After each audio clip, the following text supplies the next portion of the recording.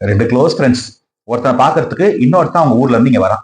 அந்த ஊர்ல இருந்து வர்றவன் பயங்கர சேட்டை பிடிச்சவன். என்ன சொல்லியிருக்காங்க, ஆத்தங்கரைக்கு வந்துட்டு அங்க மீட் பண்ணி எங்க வீட்டுக்கு போயிடலாம் அப்படின்னு சொல்லியிருக்கான். ஆத்தங்கரையில இந்த முதல் ஃப்ரெண்டு ஊர்க்காரன் உட்காந்துருக்கான். அவன் கொஞ்சம் சாஃப்டானவன், பாவம். அவன் பாட்டு உட்காந்து வேடிக்கை பார்த்துட்டு போது பின்னாடி வந்தவன் இந்த இன்னொரு ஃப்ரெண்டு போட்டு தலையில நங்குன்னு கொட்டிட்டான். கொட்டின உடனே இந்த ஊர்க்கார ஃப்ரெண்டுக்கு கண்ணே கலங்கிடுச்சு. ஆனா என்ன பண்ண முடியும், ஃப்ரெண்ட் ஆச்சு அப்படின்னு ஏஞ்சிட்டு பாக்கெட்ல இருந்து ஒரு செப்பு காசு எடுத்து கொடுத்தானா. இந்தாடா, என்னடா இப்படி கொட்டிட்டேன்னு.